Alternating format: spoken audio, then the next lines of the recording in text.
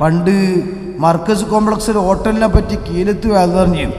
അന്ന് നമ്മളെ കോംപ്ലക്സ് മർക്കസിൻ്റെ അവിടെ വരുന്ന സമയത്ത് വേറൊന്നുമില്ലല്ലോ. നീ കോഴിക്കോട് VIP ഹോട്ടൽ ഇല്ലാത്ത കാലമാണ്. അപ്പം അന്ന് ആ കാരിക്കറ്റ് ടവർ എന്നൊക്കെ പറഞ്ഞാൽ വലിയ സംഭവമാണ്. ലിഫ്റ്റ് ഉണ്ടാകുന്നൊക്കെ പറഞ്ഞാൽ വലിയ സംഭവമാണ്. ചുരുക്കത്തിൽ അവിടുത്തെ ഹോട്ടലിനെ പറ്റിയിട്ട് ഇങ്ങനെ കീലത്ത് തമാശയിൽ പറഞ്ഞിരുന്നു. അവിടുത്തെ അലമാറിൻ്റെ ചില്ലുകൂടെ ഉണ്ടാക്കി വെച്ച വിഭവങ്ങൾ ഇങ്ങനെ കണ്ടാൽ നാവുമെന്ന് വെള്ളം ഇങ്ങനെ ഉറ്റു വീങ്ങുക. ആ ജാതി കരിയും പൊരിയൊക്കെ എന്ന് വിചാരിച്ചിട്ട് പുതിയായിട്ട് പോയിട്ട് തിന്നെന്ന് വിചാരിച്ച എന്നാൽ തിന്ന് കഴിഞ്ഞ് കണ്ട് ബില്ലിന് കിട്ടുമ്പോൾ കണ്ണുകൂടെ വെള്ളം അങ്ങനെ ഉറ്റു വീങ്ങുക. ആ ജാതി ബില്ലുമായിട്ട് കയറുന്നത് നിങ്ങൾ എന്ന് പറഞ്ഞതുപോലെ ഞമ്മക്ക് ഇവിടെ ശ്വസിക്കാൻ കിട്ടിയ ഈ ഒരൊറ്റ നിയമത്ത് ഇതിന്റെ ബില്ല് നാളെ അല്ലാഹു തആല തരുമ്പോൾ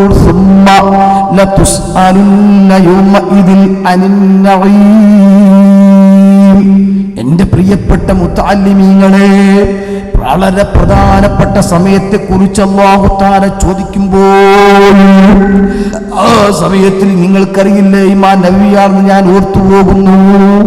കിതാബ് ഇങ്ങനെ എഴുതിക്കൊണ്ടിരിക്കുന്ന സമയത്ത് തൻ്റെ കയ്യിൽ നിന്ന് പേന താഴേക്ക് വീണു.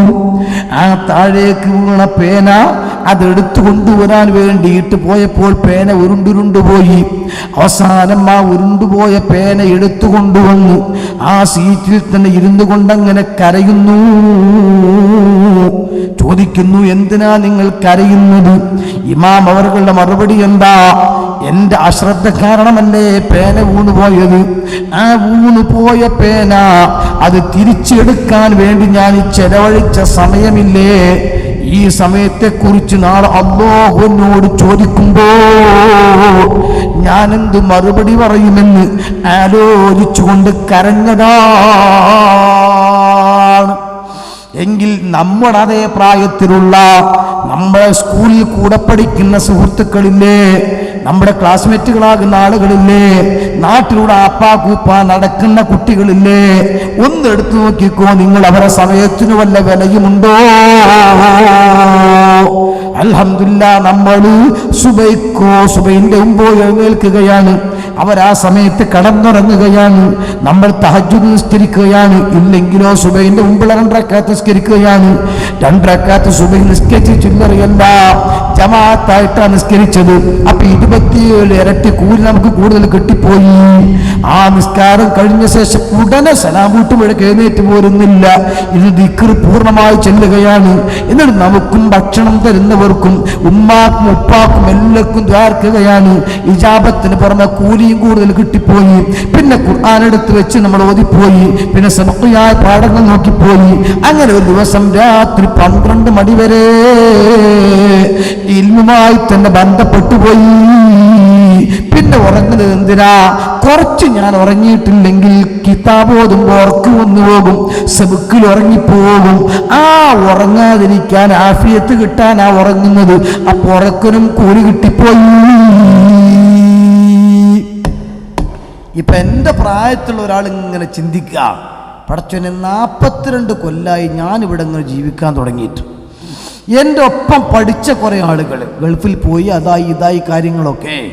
എന്തായിരുന്നാലും അവരുടെ ജീവിതത്തിൽ കുറേ സമയം പീഡികക്കൊലായും വരുന്നതും പാറപ്പുറത്തിരുന്നതും പൂരത്തിന് പോയതും കാളകൂട്ടിന് പോയതും ഇങ്ങനെ കുറേ സമയത്തിന് മറുപടി പറയേണ്ടി വരുമല്ലോ. നമ്മളന്ന് ഉസ്താദുമാർക്ക് വേണ്ടിയാണെങ്കിലും നമ്മൾ ഈ ചെയ്തതൊക്കെ എന്തായിരുന്നാലും അൽഹംദുലില്ലാ പുറകോട്ട് ഇങ്ങനെ തിരിഞ്ഞു നോക്കുമ്പോൾ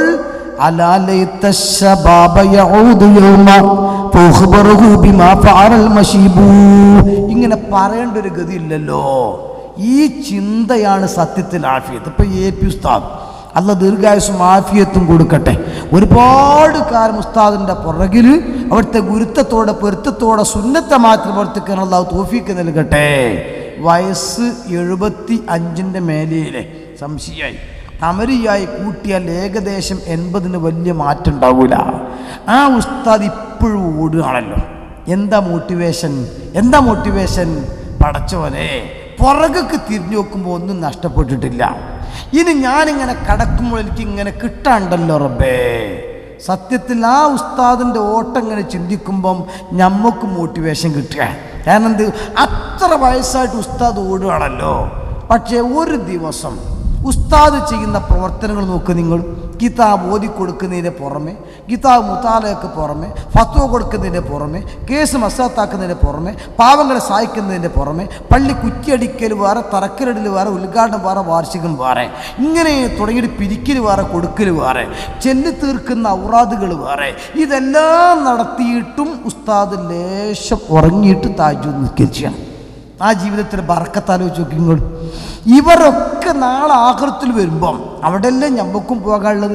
എൻ്റെ പ്രിയപ്പെട്ട മുത്താലിമീങ്ങളെ, നമുക്ക് നമ്മുടെ ജീവിതം ഇങ്ങനെ ആലോചിക്കുമ്പോൾ ബുലൂഗായത് ദിവസമാവും എങ്കിൽ പ്രായപൂർത്തിക്ക് ശേഷം പറയത്തക്ക കുറ്റങ്ങളൊന്നും തന്നെ ചെയ്യാൻ ഒരുപക്ഷെ സാഹചര്യം ഇല്ലാത്തത് കൊണ്ടാകാം, എന്നാലും പടച്ചവനെ ചെയ്തിട്ടില്ലല്ലോ എന്ന് സമാധാനിക്കാൻ ഇനി ചിന്ത വരപ്പെടാറിങ്ങൾ ഒക്കെ കഴിഞ്ഞ് വയസ്സും പ്രായമായി, അസുഖം, ഒരു ഭാഗത്ത് ഷുഗർ, ഒരു ഭാഗത്ത് പ്രഷർ, ഒരു ഭാഗത്ത് യൂക്ലോമ, ഒരു ഭാഗത്ത് കൈകാല് കടിച്ചിൽ വേദന, ഇനിയിപ്പോൾ ഒന്നും കഴിയൂല, ഇനിയിപ്പോൾ അങ്ങനെ മരിക്കാനാകാൻ ആലോചിച്ച് നോക്കുമ്പോൾ ഒരുപാട് തെറ്റും കുറ്റും.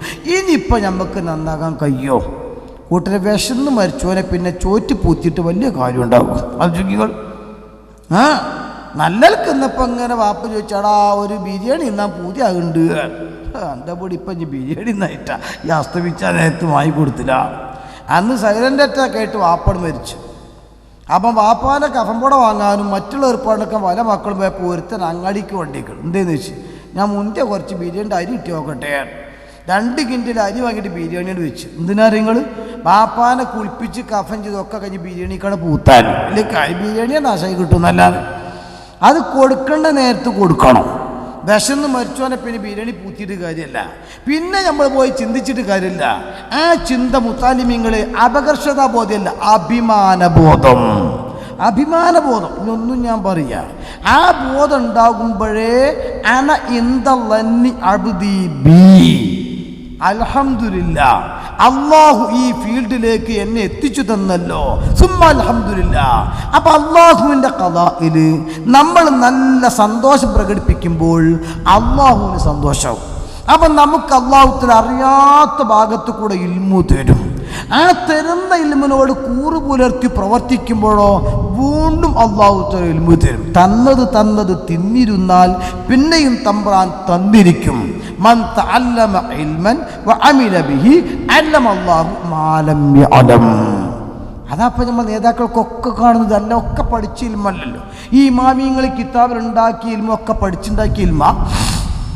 അത് അള്ളാഹുത്തൻ അവർക്കിങ്ങനെ ഒരു തരം ഇൽഹാം മോഡൽ അള്ളാഹുത്തൻ ഇങ്ങനെ കൊടുക്കുകയല്ലേ. അവർ പറയുമ്പോൾ അതൊരു പോയിൻ്റാലേ, അത് ഭയങ്കര പോയിൻ്റാ. ഈ പോയിൻ്റ് ഇത് എവിടുന്ന് വരുന്നതാ?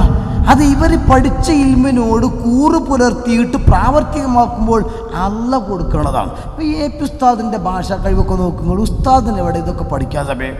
ഒരു പ്രൈവറ്റ് സെക്രട്ടറി വെച്ചിട്ട് ഭാഷ പഠിക്കാൻ സമയമുണ്ടോ? എന്നാൽ തമിഴ്നാട്ടിൽ ചെന്നാൽ വെണ്ണത്തിൽ കുറികളെ എന്നും പറഞ്ഞിട്ട് ഉസ്താദ് പറയണില്ലേ?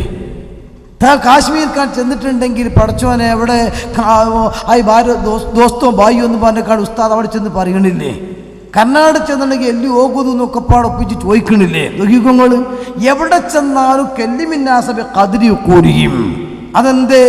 അതാ പഠിച്ച ഇൽമു അനുസരിച്ച് ഇങ്ങനെ പ്രവർത്തിക്കുമ്പോൾ അള്ളാഹുത്തല അതിനനുസരിച്ചിട്ട് ഇങ്ങനെ കൊടുക്കാൻ. യർഫഇല്ലാഹുല്ലദീന ആമനൂ മിൻകും, അള്ളാഹ് പറഞ്ഞ പ്രയോഗം നോക്കുക. നമ്മൾ നിൽക്കുന്ന ഫീൽഡിൻ്റെ പ്രസക്തി മനസ്സിലാക്കാൻ. യർഫഇല്ലാഹുല്ലദീന ആമനൂ മിൻകും, നിങ്ങളെ കൂട്ടത്തിൽ നിന്ന് വിശ്വാസം നല്ലോണം ഉറപ്പിച്ച ആൾക്കാർക്ക് പദവി കൂടുതലുണ്ട്. എന്നിട്ട് അള്ളാഹ് പറഞ്ഞ എന്താ? വല്ലദീന ഊത്തുൽ ഇൽമ, അൽ ഇൽമിനെയും കൂടെ നൽകപ്പെട്ടാലോ ദറജാത്ത്, ഭയങ്കരമായിട്ട് ഉയർച്ച അല്ലാഹു തആല കൊടുക്കുന്ന. കാരണം ഈ ഇൽമിൻ്റെ അത്ര പവർ അള്ളാഹു മറ്റൊന്നിനും കൊടുത്തിട്ടില്ല. ഷർലഖായത് നമ്മൾ ഈത്തിഖാദ് പറയുന്ന കിതാബാണല്ലോ. ആ കിതാബിൽ നോക്കി നിങ്ങൾ വിശദമായി തന്നെ തഫ്താസമെന്ന് പറഞ്ഞാൽ കാണാൻ കഴിയും. നാളെ ആഖിറത്തിൽ വരുമ്പം, ആഖിറത്തിൽ അള്ളാഹുവിന് മുമ്പിൽ വരുമ്പം രക്ഷപ്പെടാൻ വേണ്ടിയിട്ടുള്ളതിനാണ് ഷഫാഅത്ത് എന്ന് പറയാം, റെക്കമെൻഡ്. വശഫാഅത്തു സാബിതത്തുൻ ലിർറുസുലി വൽ അഖ്യാർ. മഹാനുകൾ പഠിപ്പിക്കുന്നുണ്ട്, രക്ഷപ്പെടാനുള്ള റെക്കമെൻഡ് അത് മുർസലീങ്ങൾക്കും അതുപോലെ ഖൈറിൻ്റെ ആളുകൾക്കും ഉണ്ട്. എവിടെ? ഫി ഹഖി അഹിറിൽ കബായിർ, അഹിറുൽ കബായിറിൽ തന്നെ വൻദോഷം ചെയ്ത ആളുകൾക്ക് തന്നെ റെക്കമെൻഡ് ചെയ്തിട്ട് അവർ രക്ഷപ്പെടുത്താനുള്ള അർഹത അല്ലാഹു തആല മുർസലീങ്ങൾക്കും അഖ്യാറിനും നൽകിയിട്ടുണ്ട്.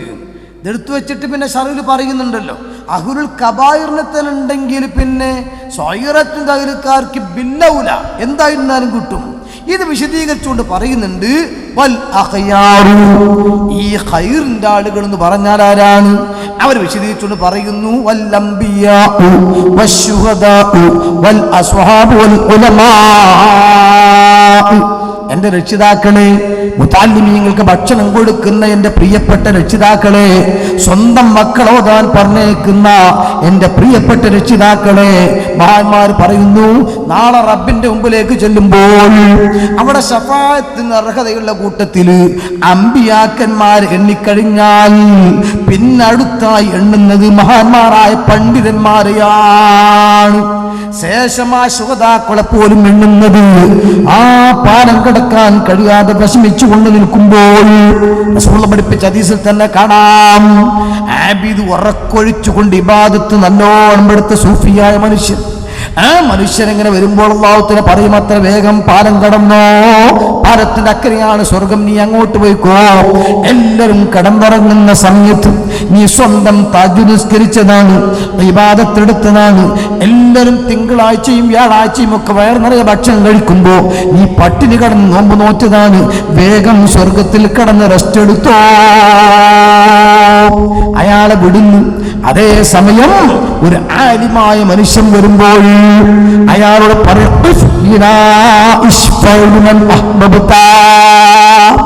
ഈ നല്ല അത് പറഞ്ഞ മൂല്യാരാണ്, നല്ല ദർശനം നടത്തിയ മുദരിസാണ്, പള്ളിയും മദ്രസയും ഒക്കെ ഒരുപാടുണ്ടാക്കിയ ആളാണ്, യതീമക്കളെ കെട്ടിച്ച ആളാണ്, കിണർ കുഴിച്ചു കൊടുത്ത ആളാണ്, വീട് വെച്ചു കൊടുത്ത ആളാണ്, സമുദായത്തിന് മസ്ജിദുണ്ടാക്കിയ ആളാണ്.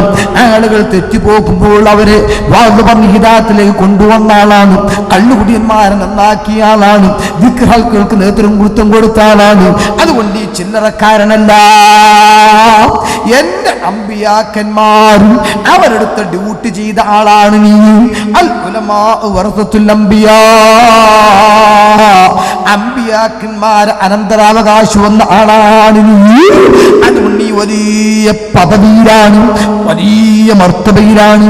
അതുകൊണ്ട് നിന്റെ കാര്യം മാത്രം നോക്കിയാൽ പോരാ, നേതാവാകുമ്പോൾ അനുയായികളെയും കൂടെ പരിഗണിക്കണം. ഈ വിശാലമായ മാശറയിൽ നിന്ന് നോക്കിക്കോ. നിനക്ക് വെള്ളം തന്നവരുണ്ടോ? നിനക്ക് ഭക്ഷണം തന്നവരുണ്ടോ? നീ വെള്ളിയാഴ്ചകളിൽ ഇങ്ങനെ അത് പറയാൻ പള്ളിയിലൂടെ നടന്നപ്പോൾ നിന്റെ മുമ്പിൽ വിരിച്ച തോർത്തുമുണ്ടിലേക്ക് 10, 20, 50 രൂപ ഇട്ടുകൊണ്ട് നിനക്ക് മോട്ടിവേഷൻ തന്നവരുണ്ടോ? നിന്നെ പഠിപ്പിക്കാൻ പറഞ്ഞു വിട്ട ഉപ്പ, നിന്റെ ജ്യേഷ്ഠൻ, അനുജൻ തുടങ്ങി നിന്റെ ബന്ധുക്കളാരെങ്കിലും നീ സ്വർഗത്തിൽ കടക്കാൻ കഴിയാതെ കഷ്ടപ്പെടുന്നവരുണ്ടോ?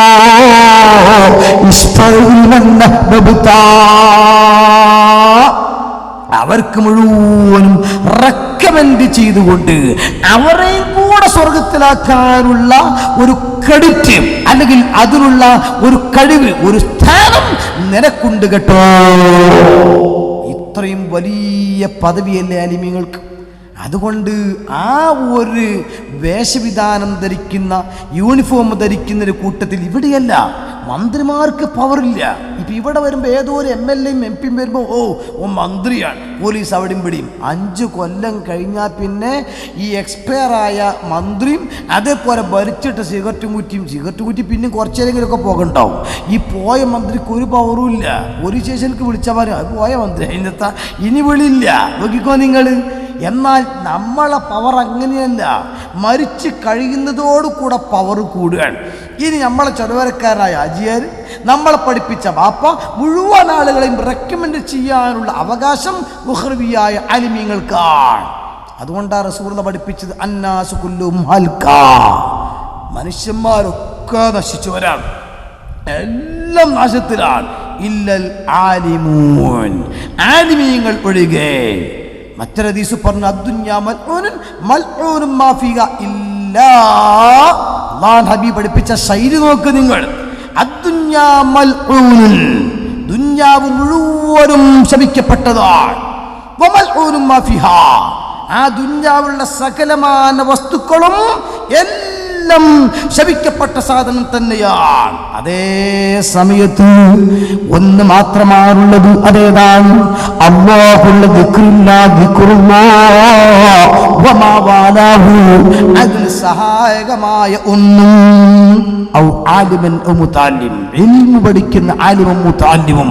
നോക്ക് നിങ്ങൾ, അതായത് അല്ലാഹു എന്ന ചിന്ത ഉണ്ടാക്കുന്ന എന്തൊക്കെയുണ്ടോ, അത് ദർസാകട്ടെ, അല്ലെങ്കിൽ പത്രങ്ങളാകട്ടെ, വാരികകളാകട്ടെ, സംഘടനയാകട്ടെ, അതിനു വേണ്ടിയിട്ടുള്ളത് എല്ലാം നശിച്ചു പോയതാണ്.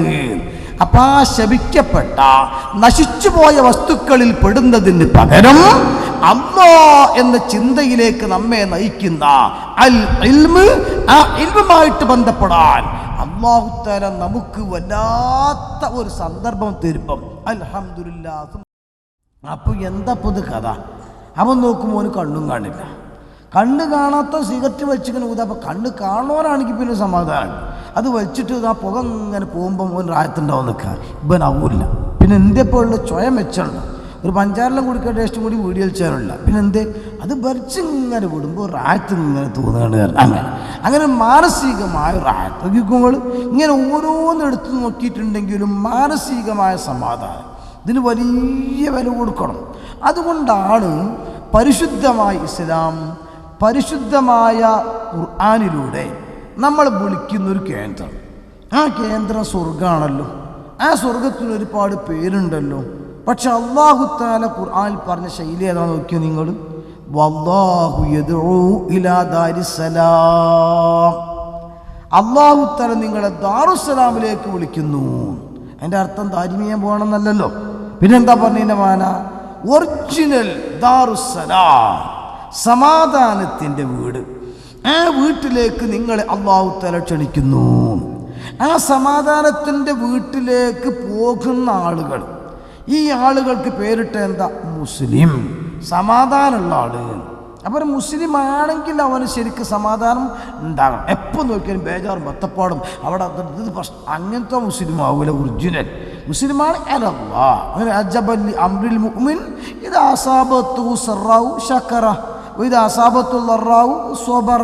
പണ്ട് ഒരാൾ മത്സരിച്ചപ്പോൾ പറഞ്ഞില്ലേ, ജയിച്ചാലും അൽഹംദുലില്ലാ, തോറ്റാലും അൽഹംദുലില്ലാ, ഹാദാ മിൻ ഫദ്ലി റബ്ബി എന്ന് പറഞ്ഞു. അങ്ങനെ ആ ഓരോരോ അവസ്ഥയിലേക്ക്, മാനസികമായി സമാധാനം ഉണ്ടാകുന്ന അവസ്ഥയിലേക്ക്, ആ അവസ്ഥയുള്ള ആൾക്ക് മുസ്ലിം.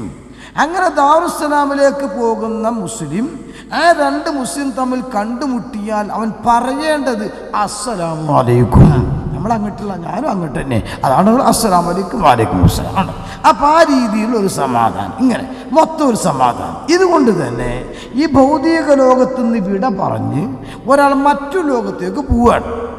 അത് അവസാനിക്കുകയല്ല, അത് യാത്രൻ്റെ ഒരു ചെറിയ മാറൽ മാത്രം, ജംഗ്ഷൻ ഒന്ന് മാറിയതാണ്, ഞാൻ മാറിപ്പോവുകയാണ്. അതുകൊണ്ടാണ് ഉറുദു ഭാഷയിൽ ഈ കാര്യപ്പെട്ട ആളുകളൊക്കെ വഫാത്താകുമ്പോൾ അതിനെക്കുറിച്ച് മർഗയാന്ന് പറയില്ല, ഇന്ത്യക്കാലോകയാന്ന് പറയാം. നീക്കം സംഭവിച്ചു, അത്രേ ഉള്ളൂ. ഇവിടെ നിന്ന് ഇങ്ങനെ പോകുന്നത് മറ്റൊരു ലോകത്തേക്കാണ് പോയി എന്ന് മാത്രം. അപ്പം ആ ഒരു നീക്കം, ഒരു ചെറിയ മാറ്റം ഉണ്ടാകുമ്പോൾ അള്ളാഹുവിൻ്റെ മുമ്പിൽ നിന്ന് പുറപ്പെട്ട ആലമുൽ അർവാഹിൽ നിന്ന് പുറപ്പെട്ട യാത്ര, അത് ആലമുൽ അർഹാമിലേക്ക് എത്തി, ഉമ്മാൻ്റെ ഗർഭപാത്രം. അവിടുന്ന് ആലമു ദുന്യയിലേക്ക് നീങ്ങി, ദുന്യാവ്. ഇനി ആലമുൽ ബർസഖിലേക്കുള്ളൊരു നീക്കം, പിന്നെ ആലമുൽ മാശർ, സ്വർഗം. അങ്ങനെയുള്ള പോകുന്നത്. അപ്പോൾ ആ ഇടയിലേക്കുള്ള നീക്കം, ആ നീക്കത്തിൻ്റെ നല്ലൊരു പോയിൻ്റാണ്, അത് നല്ലൊരു ടേണിംഗ് ആണ്. ആ ടേണിങ്ങിൽ വെച്ച് മലായിക്കത്ത് വന്ന് ഇവൻ്റെ റൂഹ് പിടിച്ചു കൊണ്ടുപോകാൻ വരുമ്പം അവിടെ നമ്മളെ വിളിക്കുന്നൊരു ഒരു വിളിയുണ്ട്. ഖുർആൻ അത് പരിചയപ്പെടുത്തുന്നുണ്ട്. പാപ്പുട്ടിയെ പോവുകയല്ലേ? ഇല്ല. ചെറിയ പോജിയെ ഞാൻ നീങ്ങല്ലേ? അങ്ങനെയല്ല. ഒരേ കുട്ടി താത്ത എന്നാ പുറപ്പെടുകയല്ലേ? അതുമല്ല. ഖാലിയാരെ, തങ്ങളാപ്പ, മൂലിയാരെ ഒന്നുമല്ല. അവിടുത്തെ വിളി എന്താ നിങ്ങൾ?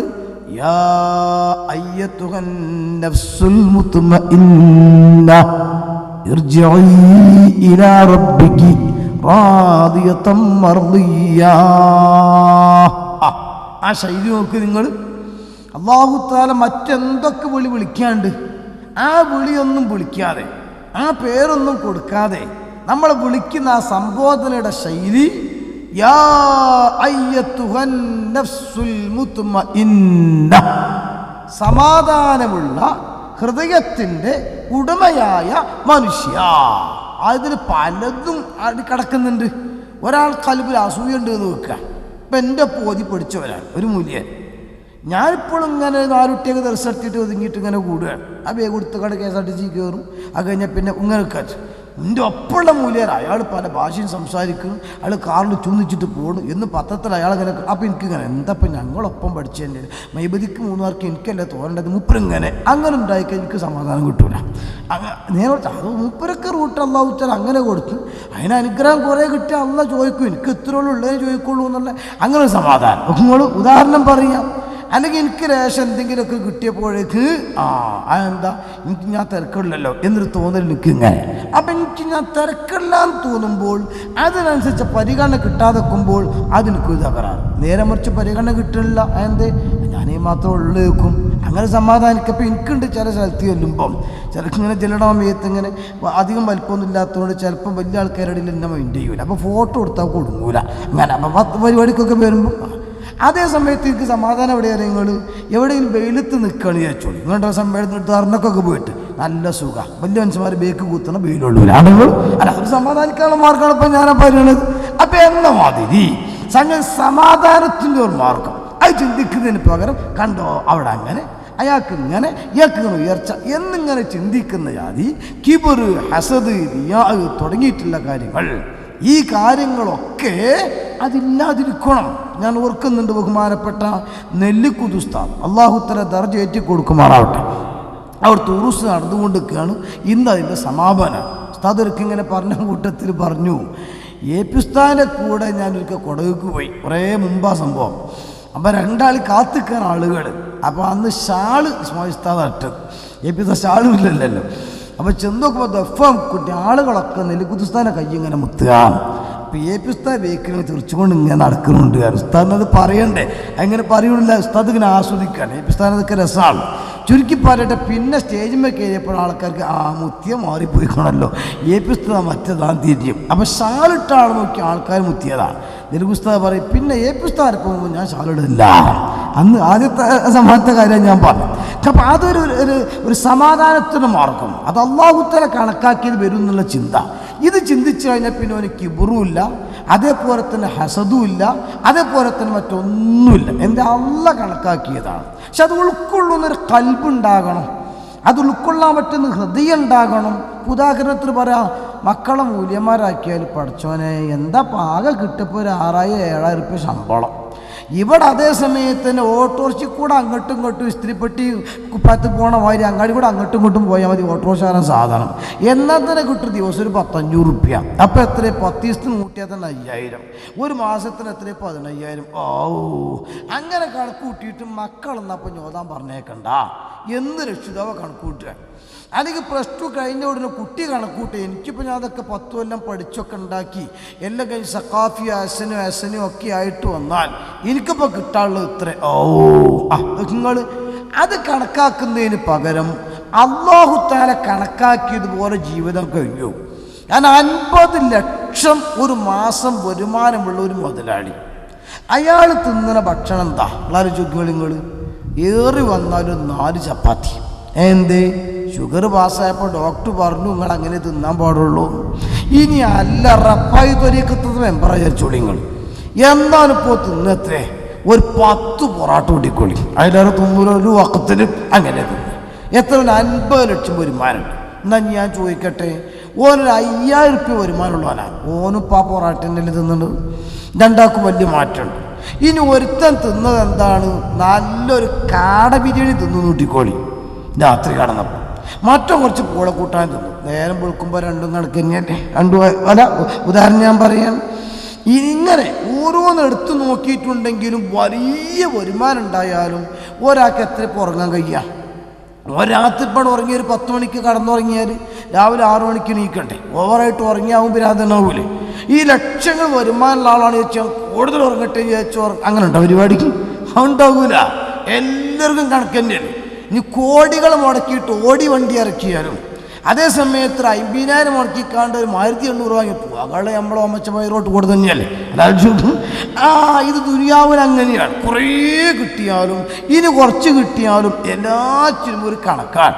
പിന്നെ അല്ലാഹു തആല കണക്കാക്കിയിട്ടുണ്ടെങ്കിൽ അതിന് ഇതേ ഫീൽഡിൽ എൻ്റെ കുട്ടി മൂല്യരായാലും ദുനിയാവ് കഴിഞ്ഞു പോകാൻ എനിക്കുണ്ടാവും.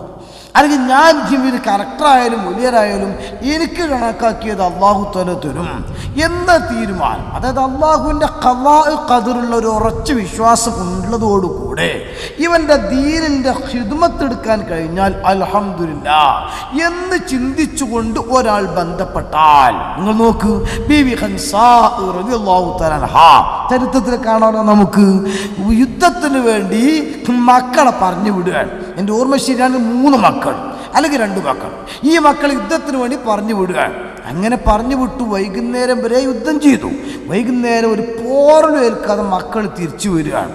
അന്ന് രാത്രി മക്കൾക്കൊക്കെ ഭക്ഷണം കൊടുത്തു. എല്ലാം കഴിഞ്ഞ ശേഷം മക്കൾ അടുത്തേക്ക് വിളിച്ചു, ലൈറ്റ് അങ്ങ് ഓഫ് ചെയ്തു. എന്നിട്ട് പറഞ്ഞു, മക്കളെ, ഇനി നിങ്ങളെ മുഖത്ത് നോക്കി പറയാൻ വിഷമുള്ള ചില കാര്യം ഞാൻ എൻ്റെ മക്കളോട് പറയാം. എൻ്റെ പ്രിയപ്പെട്ട മക്കളെ, നിങ്ങളെ ഞാൻ പോറ്റി വളർത്തിയിട്ട് നിങ്ങളെ ജിഹാദിന് വേണ്ടി ഞാൻ പറഞ്ഞു വിട്ടത് ഇതേപോലൊരു പോറലും പോലുക്കാതെ തിരിച്ചു വരാൻ വേണ്ടിയല്ല. ഞാനൊരു പെണ്ണാണ്. എനിക്കിങ്ങനെ പരസ്യമായിട്ടുള്ള യുദ്ധം ഇസ്ലാമിൽ അനുവദനീയം അല്ല. പക്ഷേ എൻ്റെ പ്രിയപ്പെട്ട മക്കളെ, നിങ്ങൾ അല്ലാഹുവിൻ്റെ ദീനിന് വേണ്ടി ധീരമായി ഏറ്റുമുട്ടി രക്തസാക്ഷികളായാൽ നാളെ പടച്ച തമ്പുരാൻ്റെ മുമ്പിൽ എനിക്ക് അഭിമാനിക്കാൻ കഴിയും മക്കളെ.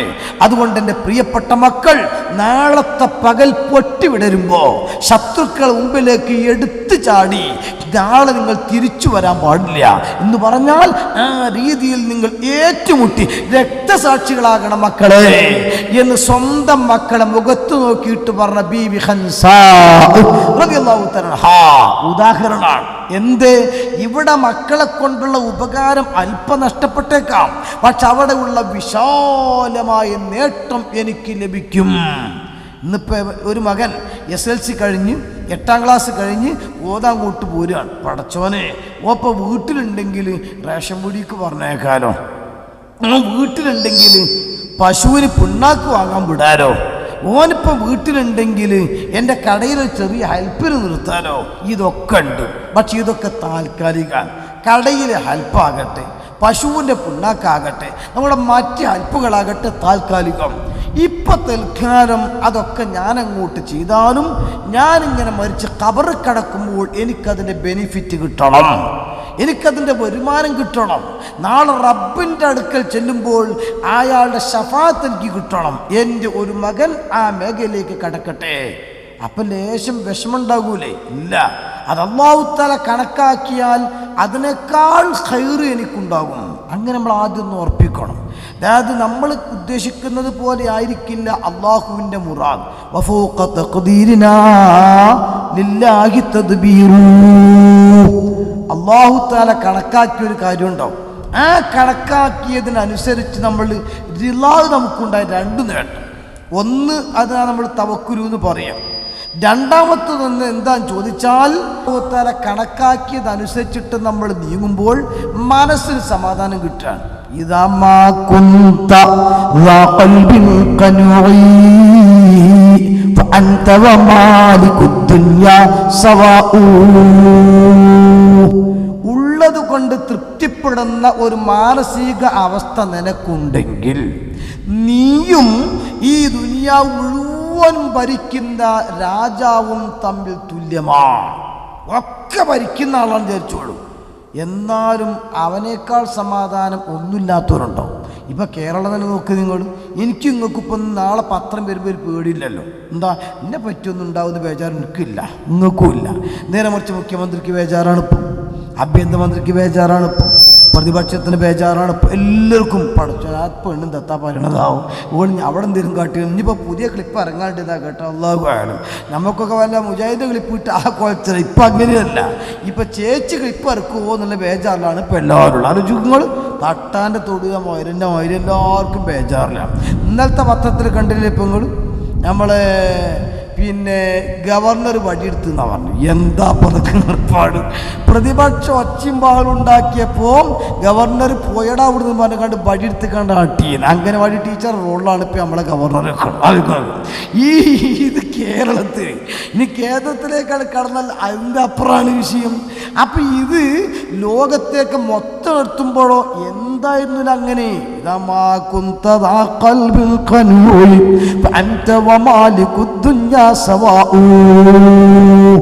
ഉള്ളതിൽ തൃപ്തിപ്പെടുന്നൊരു മനസ്സുണ്ടായാൽ പിന്നെ ലോകം ഭരിക്കുന്ന രാജാവാകുന്നതും ഒക്കെ കണക്കാൻ. ഞാനിങ്ങനെ ഓർക്കുന്നുണ്ട് ചങ്ങാതി, ഇതേപോലത്തെ ഞായറാഴ്ച ദിവസം അന്ന് എല്ലാവർക്കും കടപ്പുറത്ത് ലീവാണ്. അപ്പം ഇവരാ ഉച്ചയ്ക്ക് ചോറൊക്കെ വെച്ചാൽ കാറ്റാട്ടിത്തോട്ടത്തിൽ മട്ടം പോലെ കൗത്തിട്ട ബോട്ടിനെ പോലെ സുഖമായിട്ട് അങ്ങനെ ഉറങ്ങുകയാണ്. അങ്ങനെ കടന്നുറങ്ങിയപ്പം വേറെ ചങ്ങായി ഇങ്ങനെ വരുന്നുണ്ട്. അങ്ങനെ ഒരു സന്ദർശിക്കാൻ വേണ്ടി വന്നതാണ്. ഓൻ്റെ ധാരണ ഓൻ വലിയ ബ്രൈറ്റ് ആയിട്ട് ബുദ്ധിമാനാണ് എന്നാണ്. ചില ആൾക്കാർക്ക് അങ്ങനെ ധാരണ സ്വന്തം ഇങ്ങനെ തോന്നുമല്ലോ, ഞാൻ വലിയ ഐഡിയ ഉള്ള ആളാണ്, ഐഡിയ മേനാണ് ഞാൻ, അങ്ങനെ തോന്നല കൊടുത്തിപ്പം വന്ന് ഉറങ്ങണോണ്ട് വിളിച്ച് നിൽക്കുക. എന്തേ ചങ്ങായി ഈ നോക്കിയാൽ എല്ലാവരും ഇങ്ങനെ സുഖമായിട്ട് അവിടെയും പോയിട്ട് പോയിട്ട് കടന്നുറങ്ങുമ്പോൾ ഈ എനക്കെന്താന്ന് കടലിൽ പോയിട്ട് മീൻ പിടിച്ചുകൊണ്ടെന്ന് ചോദിച്ചു. എന്തിനെ പോതെന്ന് ചോദിച്ചു. എല്ലാവരും ലീവാക്കി ദിവസമാകുമ്പോൾ ഇന്ന് നല്ലോ മീൻ കൂട്ടി ഒറ്റക്ക് പിടിച്ചാൽ അപ്പം അനക്ക് പോയിട്ട് മീൻ തോനെ പിടിച്ചോടെ, ഇതിലിപ്പോൾ എന്താ കൊണ്ട് കാര്യം എന്ന് ചോദിച്ചു. ആ മീൻ കൂടുതൽ പിടിച്ചാൽ കാശ് തോനെ കിട്ടുമല്ലോ, തോനെ കിട്ടിയാലോ അപ്പം എനിക്ക് സ്വന്തമായിട്ട് ബോട്ട് വാങ്ങാം. ഈ ഇപ്പം ഇങ്ങനെ ആരാൻ്റെ ബോട്ടിലല്ലേ പോണത്, സ്വന്തമായിട്ട് ബോട്ട് വാങ്ങാം. സ്വന്തമായിട്ട് ബോട്ട് വാങ്ങിയിട്ട് എന്താ പിന്നെ കുറേ അതിൻ്റെ പൈസ കൂടി എനിക്ക് കിട്ടും. അപ്പം എന്താ വെച്ചെന്ന് ചോദിച്ചു. അങ്ങനെ കുറേ പൈസ കിട്ടിയ പിന്നെ എനിക്ക് നല്ല സ്വന്തം വലിയ വീടൊക്കെ ഉണ്ടാക്കി കൂടെ ചോദിച്ചു. വലിയ വീടുണ്ടാക്കിയിട്ട് എന്താ, വലിയ വീടുണ്ടാക്കിയാൽ എ സി റൂമൊക്കെ ഫിറ്റ് ചെയ്ത് ഫാനൊക്കെ ഫിറ്റ് ചെയ്തിട്ട് എനിക്ക് സുഖമായിട്ട് കിടന്നുറങ്ങി കൂടെ ചോദിച്ചു. അത് ശരി, ആ വർക്ക് ഞാൻ അപ്പം തന്നെ സുഖമായിട്ട് ഉറങ്ങുന്നുണ്ടല്ലോ, ഇപ്പം സ്വീപ്പാക്കിയത് ഞാൻ ആളുകൾ അപ്പോഴേപ്പെട്ടു.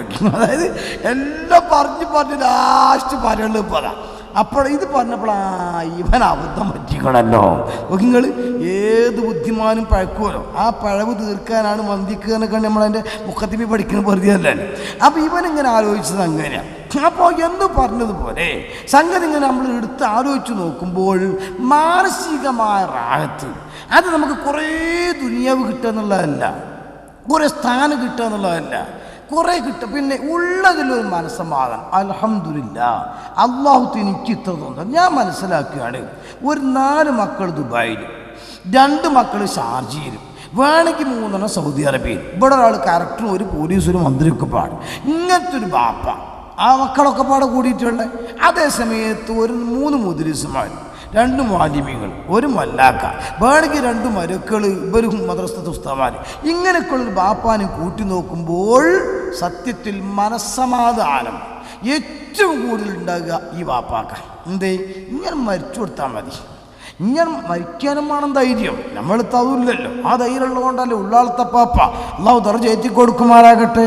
ആ ഉപ്പാപ്പാൻ്റെ ആണ്ടും കൂടെ നടക്കുന്ന സമയമാണല്ലോ ഇപ്പം. അല്ലേ, ഉപ്പാപ്പാനെ ഇരുത്തിയിട്ട് എപ്പിസ്താദ് വരുന്നില്ലേ, ദീർഘായുസ് കൊടുക്കുമെന്നും പറഞ്ഞിട്ട് ഉടനെ പാപ്പ എന്തേ പറഞ്ഞു, അതൊക്കെ നിർത്തിക്കളി, ദീർഘായുസ് ദ്വാക്ക നിർത്തിക്കളി, നീ കൽപ്പിലെങ്കിട്ട് മരിക്കാൻ ദ്വാർക്കി. ആരൊക്കെ അങ്ങനെ പറയാൻ ധൈര്യം ഉണ്ടാകുക? നമ്മളെ പൊരിയിൽ ഒരു 98 കഴിഞ്ഞ വല്യപ്പ ഇരിക്കേണ്ട വിചാരിച്ചോളി. ആ വല്യപ്പാലത്ത് ദ്വാരം നോക്കുകയാണ് നിങ്ങൾ. വല്യപ്പ അങ്ങക്ക് ഈമാ നടപടിയായിട്ട് മരിച്ച ആളെ തൂഫിയൊക്കെ കുണ്ടമടി നിൽക്കും. വല്യപ്പ 98 വയസ്സ് കഴിഞ്ഞു, ഒരു ഉപകാരം അയാളെ കൊണ്ട് ഒരു കുട്ടിക്കുമില്ല, മരക്കൊക്കും മക്കൾക്കും ഒക്കെ പരാതിയുള്ളൂ. എന്നാലും ദീർഘായുസിന് വേണ്ടി വേറെ 30 ആമീന്ന് പറയണം. നേരെ മറിച്ചിട്ട് വല്യപ്പ നിങ്ങൾ ഈമാ നടപടിയൊക്കെ ഉണ്ടാവില്ല. നേരെ മറിച്ച് ഉള്ളാളത്തപ്പ പറയുന്നത് അങ്ങനെയല്ല, ദീർഘായുസുള്ള ദുആക്ക് നിർത്തിക്കാളി, ഇനി കൽബിലെങ്കിയിട്ട് മരിക്കാൻ ദ്വാരക്കി. എന്തേ, മുതലുണ്ട്, ഉണ്ടാക്കി വെച്ചിട്ടുണ്ട്, ഇനി അനുഭവിക്കാൻ അങ്ങനെ പോവുകയാണ്. ഹോംവർക്ക് ചെയ്തൊരു കുട്ടീനെ സംബന്ധിച്ചിടത്തോളം ക്ലാസ്സിൽ വെല്ലടിച്ചുമ്പോൾ ബേജാറുണ്ടാവില്ല. എന്തേ, അത് സാറ് പറഞ്ഞത് ഉസ്താദ് പറഞ്ഞതൊക്കെ ഞാൻ റെഡിയാക്കി കൊണ്ടുവന്നിട്ടുണ്ടല്ലോ, ഒരു ബേജാറുമില്ല. ആ കഴിവ് പ്രകടിപ്പിക്കാൻ കാത്തിക്കാൻ നോക്ക് നിങ്ങൾ, ആ രീതിയിൽ കാത്തു നിൽക്കുകയാണ്. ആ ഒരു മനസ്സൊരാൾക്ക് ഉണ്ടായിക്കഴിഞ്ഞാൽ അതല്ലേ സമാധാനം. അപ്പം ഞാനാണ് മരിച്ചു കിട്ടിയാൽ എൻ്റെ എന്ന മകൻ ദിക്റ് ചൊല്ലും, ഇന്നാൾ ഇത്ര ഹത്തോതും, ഇന്നാൾ ഇങ്ങനെ ദ്വാർക്കും, വേദന പോകണ 3 മക്കളുണ്ട്, ഒരു പോണോർത്ത് നോക്കുക ദ്വാർക്കും, എല്ലാവരും ആമീൻ പറയും, അവരെ മക്കൾ പാരമ്പര്യം ഉണ്ടാകും. അങ്ങനെ ഖബർക്ക് അങ്ങനെ കടന്നാൽ ഇഷ്ടം പോലെ വരുമാനം ഇങ്ങനെ വരികയാണ്. ആലോചിച്ചോക്കാ നിങ്ങൾ. അല്ലാഹു തആല ആ രീതിയിലുള്ള മരണത്തിന് നമുക്ക് തൗഫീഖ് നൽകുമാറാവട്ടെ. അങ്ങനത്തെ ഒരു മാനസികാവസ്ഥ. പക്ഷെ അവിടെ ഇത് ചിന്തിക്കണം. അങ്ങനെ പോകുമ്പോൾ എന്തെങ്കിലുമൊക്കെ വിഷമം ഭൗതികമായിട്ട് ഉണ്ടാവുമോ, ദുന്യവിയായിട്ടുണ്ടാവുക, അത് ചിന്തിക്കാനേ പാടില്ല. എന്തേ? അല്ലാഹ് തരുന്നത് ഒക്കെ ഹൈറാണ്. ആ ഹൈറ് അതിൻ്റെ പുറകിൽ ഹൈറുണ്ടാവും. ഭാഗ്യമായിട്ട് ചിന്തിക്കുമ്പോൾ നമുക്ക് തോന്നും അത്ര ഇങ്ങോട്ട് ഇതിപ്പോൾ എന്ത് ഹൈറാപ്പത്, ഹൈറുണ്ട്. അജബില്ല അംറിൽ മുഅ്മിൻ ഇദാ അസാബത്തു സറാഉ ശക്കറ വഇദാ അസാബത്തു ദറാഉ സബറ. രണ്ടും കൂലിയല്ലേ, രണ്ടും കൂലിയാണ്. നമുക്ക് ഉദ്ദേശം കൂലി ഉണ്ടാക്കലല്ലേ. അപ്പോൾ ഉസ്താദ് എന്നാളിപ്പോൾ വല്ലാതെ ഒരാൾ ചീത്ത അറിയേണ്ടി അതിന് പരാതി പറഞ്ഞു തന്നിട്ട് ഉസ്താദാണ് ചിരിച്ചു. എന്തേ വെച്ചാൽ അതിനിപ്പോൾ എന്താ ഇപ്പം അത്ര പ്രശ്നമാക്കാം? എന്തേ നമ്മളേതായിരുന്നാലും ഇപ്പോൾ നിക്കരിച്ച് നോമ്പുവർക്കും പിരിവ് നടത്തിയിട്ട് ഇടങ്ങറാണൊക്കെ എന്തിനാ അള്ളാഹിൻ്റെ അടുത്തുനിന്ന് കൂലിട്ടാനാണ്. ആ കൂലി ഓൻ തീരുകയാണെങ്കിൽ പിന്നെ നമുക്ക് എന്താ വിഷമമെന്ന് ചോദിച്ചു. ആലോചിങ്ങൾ നമ്മൾ ഒരാളുടെ ആചാരം എടുത്ത് നിൽക്കാണ്ട് ഒരു പിരിവിന് കിട്ടുകയാണെങ്കിൽ ഇപ്പം എനിക്ക് നല്ലോണം അനുഭവിക്കുക. ഞാൻ എൻ്റെ സ്ഥാപനത്തിൻ്റെ വാർഷികം വരികയാണ് ഈ 19, 20, 21 15 കുട്ടികൾക്ക് 15-ാം വാർഷികമാണ്, ഗുരുവായ ഒരു സമയമാണ്. അതിന് 15 കുട്ടികൾക്ക് ഹിഫ്ളും സനദും കൊടുക്കുന്നുണ്ട്. അല്ലാഹു തൗഫീഖ് ചെയ്യട്ടെ. അപ്പോൾ അതിൻ്റെ ബിൽഡിങ്ങിൻ്റെ പണി ഒരു ഭാഗത്ത് നടക്കുകയാണ്. അതുപോലെ തന്നെ ഞാൻ വരുന്ന ആൾക്കാരെ പിരിക്കുകയാണെങ്കിൽ പൈസ വേറെ വേണം. അതുപോലെ തന്നെ ചോറ് വരച്ചും കൊടുക്കാൻ വേറെ വേണം. ഇതിന് നല്ലോണം പിരിക്കുക തന്നെയാണ്. ഈ പിരിവിൻ്റെ അടിയിൽ കൂടെ പരിപാടികൾ ഭാരി നടക്കണം. അപ്പം നല്ല ടെൻഷനിൽ കൂടെ അങ്ങനെ പോവുകയാണ്. അപ്പോൾ പിരിവ് ആദ്യമാരൊക്കെ അതിന് കിട്ടണമെങ്കിൽ യാ റബ്ബേ അതിൻ്റെ ഒരു അടുങ്ങേറ്. ഇവിടെ അതേ സമയത്ത് ആലോചിക്കുക, ഈ പിരിവൊക്കെ ഞാൻ നടത്തിയിട്ട് എന്താ എൻ്റെ കുട്ടിയൊക്കെ തിന്നാനാ? അതിനല്ലല്ലോ. എൻ്റെ വീട്ടുക അല്ല, എൻ്റെ ഖബറിലുള്ള വീട്ടുകാൻ അള്ളാഹിൻ്റെ അടുത്തേക്ക് കിട്ടാനല്ലേ നമ്മൾ ഈ പിരിവെടുത്തുന്നത്. അതിപ്പോൾ ഒരു 10 ആൾ നേരം വെളുക്കുമ്പോൾ തന്നെ 20 പറഞ്ഞാൽ എനിക്ക് അതിലേറെ കിട്ടും പഠിച്ചവൻ്റെ അടുത്ത്.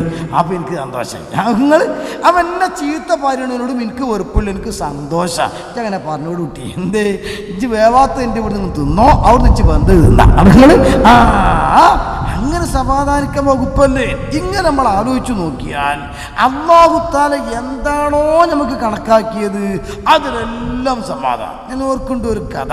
മുമ്പ് ഒരു രാജാവും അയാളെ മന്ത്രിയും രണ്ടാളും ഇങ്ങനെ പോവുകയാണ് കാട്ടുകൂടെ. കഥയാണ്, ഞാൻ സായന്തം ചോദിച്ചാൽ നിൽക്കണ്ട. അപ്പം അങ്ങനെ കുറേ പോയപ്പോൾ പിന്നെ ഈ പേരൊക്കെ കിട്ടിയാണ് അടക്കപ്പായം. അപ്പം എന്നാൽ ചെത്തി തിന്നല്ലേ രാജാവിന് സാധാരണ ഖിദ്മത്ത് കൊടുക്കല. ഈ സിയാറത്തും ടൂറൊക്കെ പോകുമ്പോൾ ത്രില്ലിന് അവനാൻ തന്നെ ചെയ്ത രസമാണ്. ഇപ്പോൾ സ്വന്തം പേരിൽ കുടിക്കാറ്റില്ലായിട്ടല്ല, വെറുതെ പയക്കാരമ്മ പോയിക്കാണ്ട് ചൂണ്ടലിട്ട് മീൻ പിടിച്ചിട്ട് ചേറ്റക്കാരനോട് ചുട്ടുന്നല്ലോ, അതൊരു രസത്തിന് വേണ്ടി ചെയ്യണതാണ്.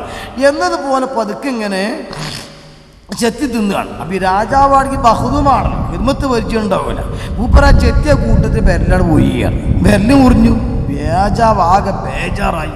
ഇടങ്ങറായപ്പോൾ മന്ത്രി പറഞ്ഞു സാരല്ല, എന്തോ ഹൈറിനാണേക്കാരം അള്ളാൻ്റെ കഥ അല്ലേ, ഇത് രാജാവിന് പറ്റില്ല, എനിക്ക് ഹൈറ് പറഞ്ഞാൽ മതി, എൻ്റെ പേരല്ല പോയത്. ഈ ഹൈറ് എൻ്റെ ഇപ്പോൾ ശരിയാവൂലാറിനെ കണ്ടിട്ട് കൊണ്ടുപോയിട്ട് മന്ത്രിനെ കൊണ്ട് കയറ്റിക്കാൻ ഇട്ടുകയാണ്. കാരണം ഇനി ഒറ്റക്ക് പോയിക്കോളാം. ബെരല് മനുഷ്യൻ്റെ മുറിഞ്ഞാൽ പോയിട്ട് ഹൈറാണേക്കാരം എന്തെങ്കിലും എന്ത് ഹൈറായി പോയി ബെരല് പോയണേൽ ഉണ്ടാക്കാന്ന് വെച്ചിട്ട് മന്ത്രിനെ കൊണ്ട് കയറ്റി കിട്ടും. രാജാക്കന്മാർ വല്ലതും ചെയ്താൽ പിന്നെ തിരുവായിക്ക് എതിരുവായി ഇല്ലാന്നാണല്ലോ. രാജാവ് ഒറ്റക്ക് പോവുകയാണ്. കുറേയാണ് പോണ സമയത്ത് നരഭോജികൾ എന്ന് പറഞ്ഞ വിഭാഗം, ഇവർക്കെന്തോ ഒരു ഉത്സവമുണ്ട്. ആ ഉത്സവത്തിന് ദേവിനെ പ്രീതിപ്പെടുത്തണമെങ്കിൽ നരബലി കൊടുക്കണം, മനുഷ്യനെ അറുക്കണം. അതിന് പറ്റിയ മനുഷ്യന്മാരെ തിരഞ്ഞിങ്ങനെ നടക്കുകയാണ്. ആ കൂട്ടത്തേക്കാണ് ഇയാൾ ചെന്ന് കുടുങ്ങി. സുബ്ഹാനല്ലാഹ്, ഓർക്കും തന്നെ കണ്ടപ്പോൾ നിർപ്പതിയായി. അത്യാവശ്യം തടിമണ്ണും ചുരുക്കൊക്കെ ഉള്ള നല്ല അറക്കാൻ പറ്റിയ ഉദയത്തിന് പറ്റിയ സാധനം. ചുരുക്കി പറയട്ടെ, ഇവനെ പിടിച്ചിട്ട് അറക്കാൻ തീരുമാനിച്ചപ്പോൾ പടച്ചോനെ, ആ മന്ത്രി എൻ്റെ ഒപ്പം ഉണ്ടെങ്കിൽ ഈ ഗതി വരൂലേന്നല്ലോ. ഞാൻ അയാളെ കയറ്റി കിട്ടും ചെയ്തു. ഇനിയിപ്പോൾ രക്ഷല്ല, ഇത് പടച്ചോനെ വിധി ഇങ്ങനെ ഏക്കൂന്ന് വിചാരിച്ച് ഇയാൾ അതിലിങ്ങനെ ഉരുകുകയാണ്. കയ്യും കാലൊക്കെ കൂട്ടിക്കെട്ടി ഇയാൾ അറക്കാൻ തീരുമാനിച്ച് അങ്ങനെ ബിംബത്തിൽ കൊണ്ടിട്ട് ഇങ്ങനെ ഇട്ടു. ലാസ്റ്റ് ഘട്ടത്തിൽ വല്ല മൂത്ത ആൾക്കൊരു വരവുണ്ട്, വലിയ കോമരത്തിന്. ഇയാളിങ്ങനെ വന്നിട്ട് ഉരുവിനൊക്കെ നോക്കിയിട്ട് ഇങ്ങനെ ഒരു ന്യൂനതയൊക്കെ ഇല്ലാന്ന് ഉറപ്പ് വരുത്തണം, അതിന് വേണ്ടിയിട്ട് വരുന്നത്. അങ്ങനെ ഇയാൾ വന്ന് തിരിച്ചു മറിച്ചൊക്കെ നോക്കുമ്പോൾ ഒരു വിരലില്ല. അപ്പം വന്ന ആൾ പറഞ്ഞു പറ്റൂല, ചെവി കീറിയതും പൊട്ടിയതൊന്നും ഒതിയത്തിറക്കാൻ പറ്റൂലല്ലോ എന്നതുപോലെ ഈ വിരലില്ലാത്ത സാധനമായതുകൊണ്ട് ഒതിയത്തിന് ഈ കർമ്മത്തിന് പറ്റൂല, അതോടെ അയാളെ കഴിച്ചു വിട്ടളീന്ന് പറഞ്ഞു. സുബ്ഹാനല്ലാഹ്.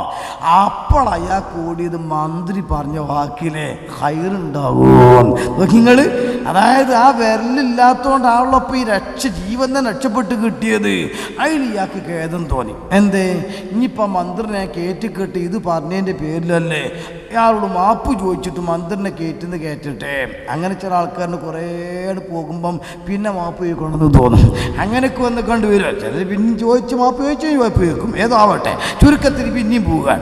അങ്ങനെ ചെന്ന് കയറ്റുന്ന ഇയാളെ പതുക്കണ കയറ്റിയിട്ട് പറഞ്ഞു, ക്ഷമിക്കണം, മാപ്പാക്കണം, നിങ്ങളാ പറഞ്ഞ വാക്കിൻ്റെ മാൻ എപ്പോഴാണ് എനിക്ക് തിരിഞ്ഞത്. ഹൈറുണ്ടാകും വിരൽ പോയാലും എനിക്കെങ്ങാനും ഫുൾ വിരലെങ്ങാനും ഉണ്ടെങ്കിൽ ഇന്ന അർത്ഥൻ്റെ ജീവൻ തന്നെ പോവുകയും ഇപ്പം അതിനും കഴിച്ചിലായി. അപ്പം മന്ത്രി പറഞ്ഞു, ഇല്ലല്ല, ഞങ്ങളോടാണ് മാപ്പ് ചോദിക്കേണ്ടത്. എന്തേ, നിങ്ങളെന്നെ കയറ്റി കിട്ടുമ്പോൾ സത്യത്തിൽ എനിക്ക് നിങ്ങളോട് വെറുപ്പുണ്ടായിരുന്നു. ഇപ്പം ഞാൻ അങ്ങനെ ആലോചിക്കുക, നിങ്ങളെന്നെ കയറ്റി കിട്ടിട്ടില്ല എന്ന് വെക്കുക, നിങ്ങൾ രണ്ടാളും ഒപ്പമല്ല പോവുക. നിങ്ങൾക്ക് വിരൽ മുറിഞ്ഞുകൊണ്ട് നിങ്ങൾ കഴിച്ചിടാം, എനിക്ക് ന്യൂനതല്ലല്ലോ, എന്നെ പിടിച്ചർക്കുകയും. പക്ഷെ നിങ്ങൾ കുഴപ്പമായി എന്നെ രക്ഷപ്പെടുത്തിയത് നിങ്ങൾ. അപ്പം നമ്മൾ കാണും പോലെയല്ല കാര്യങ്ങളുണ്ടാകുക. അല്ലാഹു തആല കണക്കാക്കിയ ചില കാര്യങ്ങളുണ്ടാവും. അതിലെന്തായിരുന്നാലും ഹൈറ. ഇജാബത്തില്ലാത്ത ദുആ, അത് ദുആ എന്നാൽ ഇജാബത്ത് കിട്ടിയാൽ അൽഹംദുലില്ലാഹ് സന്തോഷം. പക്ഷെ എത്ര ദുആ ചെയ്തിട്ട് ഇജാബത്തില്ല, ബേജാറാകണ്ട, വിഷമിക്കേണ്ട ആവശ്യമില്ല, ദേഷ്യം കൊടുക്കേണ്ട ആവശ്യമില്ല.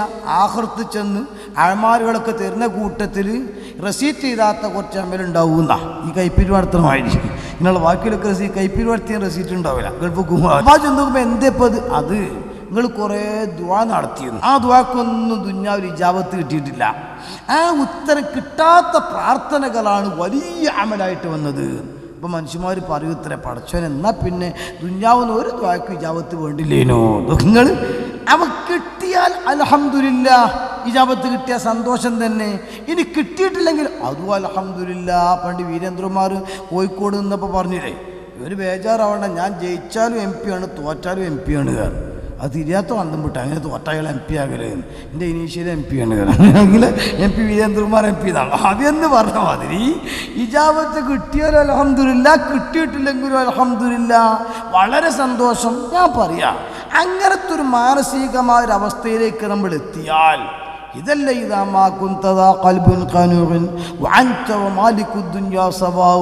മാനസികമായ സമാധാനം കിട്ടുകയാണ്.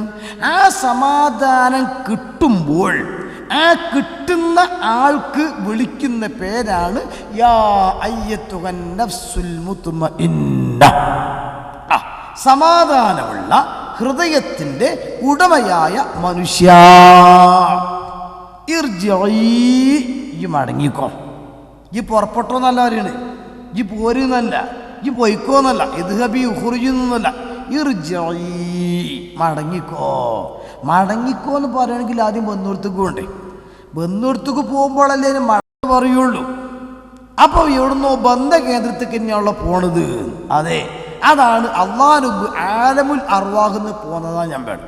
ഘട്ടം ഘട്ടമായിട്ടിങ്ങനെ നമ്മളിങ്ങനെ ആദ്യം വിമാനത്തിൽ വന്നിറങ്ങി, പിന്നെ ഇങ്ങനെ പതുക്കെ ഇങ്ങനെ നെടുമ്പാശ്ശേരി KSRTCക്ക് കയറി, പിന്നെ പതുക്കെ ഓട്ടോറിക്ഷയിലെത്തി, അങ്ങനെ ഘട്ടമായിട്ട് ഇങ്ങനെ പോവാണ്. ആലമുൽ അർവാഹെന്ന്, അർഹമെന്ന് ദുന്യവെന്ന്, പിന്നെ ബർസഖെന്ന്, പിന്നെ മാഷർ, അങ്ങനെ അങ്ങോട്ട് പോവുകയാണ്. ഈ ഘട്ടം ഘട്ടമായ യാത്ര, അതിന് മടക്ക യാത്ര എന്നാ പറയുക. ഞാൻ മർക്കസ് പഠിക്കണമെന്ന്, മർക്കസ് ഞാൻ പറയാൻ കാരണം എനിക്ക് കാര്യമായിട്ട് 13 കൊല്ലാണ് ഓതിയത്. അതിന് 3 കൊല്ലം ഇങ്ങനെ അവിടെയും ഇവിടെ ഇങ്ങനെ പോയിക്കണ്ടിങ്ങനെ എന്നിട്ട് ബാക്കി ഒറ്റ മർക്കസ് തന്നെയാണ്. അതുകൊണ്ട് അവിടുത്തെ അനുഭവം പറയുന്നുണ്ടാകുക. അപ്പം അവിടെ ചില കുട്ടികളിങ്ങനെ ബുധനാഴ്ച വരും, അവൻ നാട്ടിൽ പോയിട്ടേ ബുധനാഴ്ച വരികയാണ്. അപ്പോൾ തമാശ ചോദിക്കും, ഇതെത്ര ഇന്ന് വന്ന്, നാളെ വ്യാഴ്ചയല്ലേ, നാളെ എല്ലാവരും പോണ ദിവസം ഇപ്പോൾ ഇന്ന് വന്ന്. അപ്പോൾ മുപ്പത് പേര് നാളെ നാട്ടിൽ പോകാൻ തന്നെ. എന്ത് വ്യാഴാഴ്ച പോകണമെങ്കിൽ ബുധനാഴ്ച വരണ്ടേ, അതിനും വേണ്ടിയിട്ട് വന്നാണ് കാരണം, പോകാൻ വേണ്ടിയിട്ട് വരിക. ഇവിടെ പിന്നെ അവൾ റിസൊന്നും ഇപ്പം അങ്ങനെ ഉണ്ടാവില്ല. ഞാൻ പറയാം, ചില കുട്ടികളൊക്കെ ഉണ്ടാവില്ല ഇങ്ങനെ ഒരു ആദത്താക്കിയിട്ട് ഇങ്ങനെ. അപ്പം എന്നതുപോലെ മടങ്ങിക്കോ എന്ന് പറയണമെങ്കിൽ ആദ്യം പുറപ്പെടണ്ടേ. അത് പുറപ്പെടുന്നത് പടച്ചോൻ്റെ മുമ്പ് നിന്നാണ്. ആ പ്രയോഗത്തിൽ വേറൊരു അർത്ഥം കൂടെ ഉണ്ട്. എന്താ, പരിചയമല്ലാത്ത വഴി കൂടെ പോകുമ്പോൾ ബേജാറുണ്ടാവും. പരിചയമുള്ള വഴിയാണെങ്കിൽ നമ്മൾ മുമ്പൊക്കെ പോയ വഴിയാണ്, അങ്ങനെ നമ്മൾ ഉപയോഗിക്കാം, വലിയ ബേജാറുണ്ടാവില്ല. ആണെങ്കിൽ ഈ ഒരു മരിക്കണ സമയം എൻ്റെ രക്ഷിതാക്കൾ പ്രത്യേകം മനസ്സിലാക്കാൻ പറയാൻ, ഈ മരിക്കുന്ന സമയത്ത് ബേജാറില്ലാതെക്കാൻ വേണ്ടി എന്തൊക്കെ പ്രയോഗിക്കാൻ കഴിയോ അതൊക്കെ അല്ല പ്രയോഗിക്കാൻ. അതിനാ യാ അയ്യുഹൻ നഫ്സുൽ മുത്മഇന്ന, ഹൃദയം നല്ല സമാധാനമുള്ള ഹൃദയത്തിൻ്റെ ഉണ്മയായ മനുഷ്യ, ഇർജിഇ, ഈ മടങ്ങിക്കോ. ഈ മടക്കയാത്രയാണ്, പരിചയമില്ലാത്ത സ്ഥലത്ത് കല്ല പോവാണ്, കാണുമ്പോൾ തോന്നുന്നത് പരിചയമില്ലാത്ത അല്ല, പരിചയമുള്ള സ്ഥലത്തേക്ക് തന്നെയാണ്. എന്നിട്ട് എങ്ങോട്ടാ മടങ്ങട്? ഇലാ റബ്ബിക്കി, എൻ്റെ റബ്ബിൻ്റെ അടുത്ത്, പുറമക്കൊന്നുമല്ല. ആ പ്രയോഗത്തിൻ്റെ ഒരു ഷഫഖത്തിൻ്റെ രൂപം കണ്ടില്ല നിങ്ങൾ? ഇലാ റബ്ബിക്ക്, എൻ്റെ റബ്ബിൻ്റെ അടുത്തേക്ക്. ഏതുപോലെ അറിയാം നിങ്ങൾ? നമ്മൾ നേരെ രാവിലെ സുബഹിക്കരിച്ചു, കുറച്ച് ഖുർആനൊക്കെ ഓതി, ആ സിറാജ് ഇങ്ങനെ വന്നപ്പോൾ സിറ്റൗട്ടിൽ വായിച്ചിങ്ങനെ ഇരിക്കുക. അപ്പോൾ അമ്മക്ക് അല്ലേ ഇന്ന് കട്ടൻ ചായ ഒന്നും ഇല്ലേ? അടുക്കളയ്ക്ക് വിളിച്ചിട്ട് മൂപ്പത്തിയരാണെങ്കിൽ കുട്ടിയൊക്കെ മദ്രസക്ക് പോകാൻ നേരത്ത് നൂലപ്പം ഉണ്ടാക്കുന്ന തിരക്കുരുവാണ്. നമ്മളെ കട്ടൻ ചായ ചോദിച്ചത് കൊടുക്കാൻ കഴിഞ്ഞപ്പോൾ അതിൻ്റെ പേര് സമസ്ത വിളരണ്ടെന്ന് വിചാരിച്ചിട്ട് മൂപ്പത്തിയാറ് വേഗം കട്ടൻ ചായയൊക്കെ ഉണ്ടാക്കിയിട്ട് അവിടെ ഉള്ള കുട്ടീൻ്റെ അടുത്ത് കൊടുത്തയച്ചു. ഓക്കാണെങ്കിൽ ഇപ്പച്ചിക്ക് വല്ലതും കൊണ്ടേ കൊടുക്കാൻ വലിയ നിർപ്പതിയാണ്, മദ്രസക്ക് പോകാനാകാത്ത കുട്ടിയല്ലേ.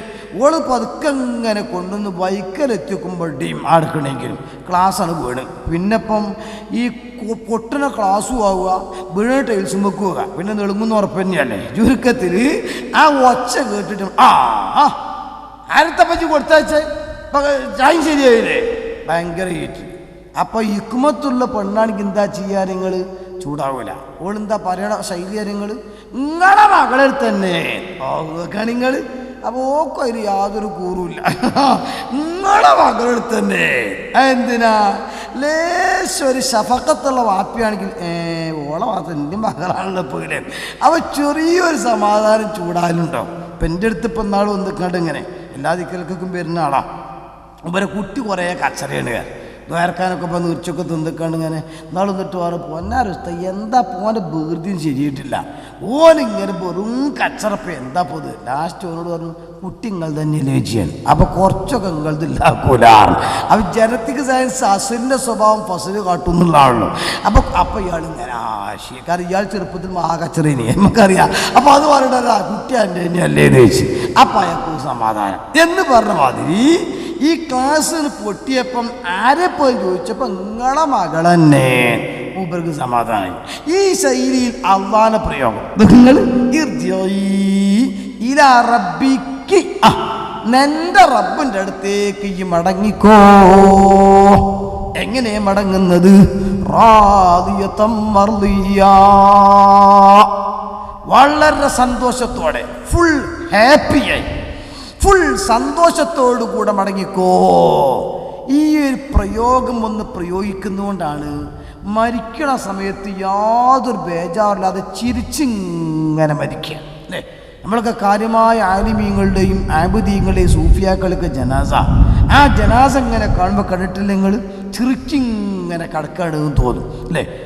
ഉള്ളാളത്തെ പാപ്പ അള്ളാഹു ദർജയേറ്റി കൊടുക്കുമാറാകട്ടെ.